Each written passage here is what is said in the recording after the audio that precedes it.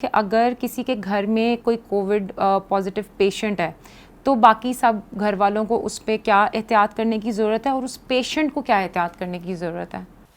رکھنا یہ بہت ہی اہم سوال ہے کہ اکثر اوقات یہ ہوتا ہے کہ آپ کو کچھ عرصے کے بعد پتہ چلتا ہے کہ گھر جی میں کسی شخص کو وہ پازیٹیو ہو بالکل. چکا ہے. اس دوران میں گھر کے سارے افراد ایکسپوز ہو چکے ہیں. پہلی بات تو یہ ہے. تو دوسری کہ جب پتہ چل جائے کہ ایک شخص کو یہ کووڈ ہو چکا ہے تو احتیاط جو کیا اس کے باوجود کو ایکسپوز ہو چکے ہیں پھر بھی انہیں احتیاط کرنی پڑے گی. صحیح. وہی جو ویری بیسک پرنسپل جو ہیں وہ یہی ہے کہ آپ ان کے فاصلہ رکھیں. آپ ماسک پہنیں. ماسک کسی قسم کا بھی آپ پہن لیں.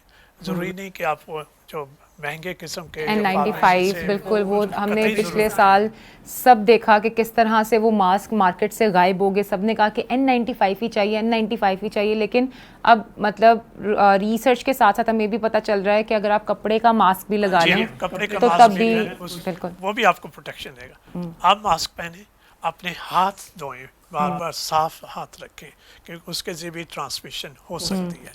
تو یہ احتیاط ضروری ہے. گھر کے سارے افراد کوشش کریں کہ وہ فاصلہ رکھ سکیں. اگر گھر میں ایسی سچویشن ہے کہ جہاں آپ فاصلہ نہیں رکھ پاتے تو پھر وہ ماسک ضرور پہنیں. صحیح. کم از کم ماسک تو پہنا جا سکتا ہے. گھر کی اسپیس تو نہیں بڑھ سکتی. بالکل. ماسک پہنیں اور اپنے ہاتھوں کو دھوتے رہیں. اس کے بعد پھر آپ نے یہ دیکھنا ہے کہ ایک شخص کو ہو چکا ہے، باقی سارے اس سے متاثر ہیں. ممکن ہے ان کو بھی یہ ہو چکا.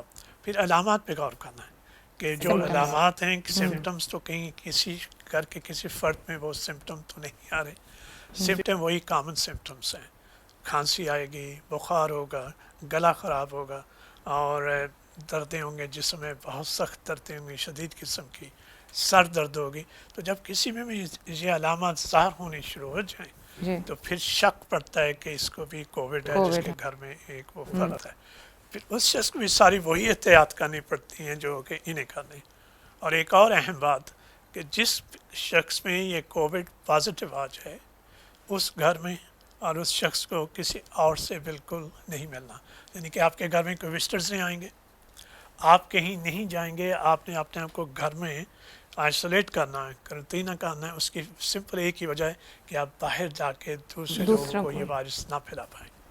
تو یہ احتیاطیں آپ نے برتنی ہیں کہ اس کا جو پیریڈ ہوتا ہے وہ 8-10 دن کا ہی ہوتا ہے کہ یہ وائرس 8 دن میں جسم سے نکل جاتا ہے. بہت سے لوگ 80% سے بھی زیادہ کو کچھ بھی نہیں ہوتا. معمولی سے فلو کی طرح علامات ہوئیں اور بخار ہوا، وہ ٹھیک ہو گیا آرام سے. 8-10 دن کے بعد وہ آرام سے نارمل زندگی گزار سکتے ہیں. تو اس چند پرسنٹ وہ لوگ ہیں جن میں کوئی کمپلیکیشن ہو سکتی ہے. پھر ہم نے اس کمپلیکیشن کو دیکھنا ہے کہ جب بھی وہ کمپلیکیشن ہوگی تو فوری طور پہ آپ نے میڈیکل ہیلپ لینی ہے. یا میں ایک چیز واضح کرنا چاہتا ہوں کہ ہمارے ہاں ایک بہت پینک کریٹ ہو جاتا ہے کہ کسی نے ٹیسٹ کروایا کہ وہ پازیٹیو آ گیا، وہ سیدھا ڈاکٹر کے پاس بھاگتا ہے. ڈاکٹر نے فوری طور پہ دوائیاں لکھ دیں. اس کی قطعی طور پہ ضرورت نہیں ہے. کچھ ملکوں میں جن میں برطانیہ بھی شامل ہے اس میں لوگوں کو یہ ہدایت دی گئی تھی کہ اگر آپ کو سمپٹمز آئیں تو آپ چپ کر کے گھر میں بیٹھ جائیں. آپ کو کوئی ڈاکٹر بھی نہیں دیکھے گا. وہ قطعی طور پہ نہیں چاہتے کہ آپ ڈاکٹر کے پاس جائیں یا ڈاکٹر آپ کو دیکھے. اس میں ایک فلو ہے، گھر بیٹھیں. اگر کوئی پرابلم ہوتی ہے تب ڈاکٹر کے پاس جائیں. ہمارے ایک روایت بن چکی ہے کہ آپ نے فوراً ڈاکٹر کے پاس جانا. جو ہی آپ نے ڈاکٹر کے پاس گئے، ڈاکٹر نے آپ کو دیکھنا نہیں ہے، اس نے دیکھے بغیر ہی ایک پرنٹ کیا ہوا نسخہ آپ کے ہاتھ میں تھما دینا آپ کے ساتھ، اور اس کے 6-7 ٹیسٹ بھی لکھ دینے ہیں. اسے یہ بھی کہہ دینا کہ آپ سی ٹی اسکین وغیرہ سب کروا لیں. اس کی قطعی طور پہ کوئی ضرورت نہیں ہے. ایک سٹیجز کی طرف سے آپ چلتے ہیں. چند پرسنٹ لوگ ہیں جن میں کوئی پرابلمس ہو سکتی ہیں، اس کی علامات ہوتی ہیں. آپ ان کو دیکھیں، اس کے مطابق پھر آپ ڈاکٹر کے پاس جا سکتے ہیں.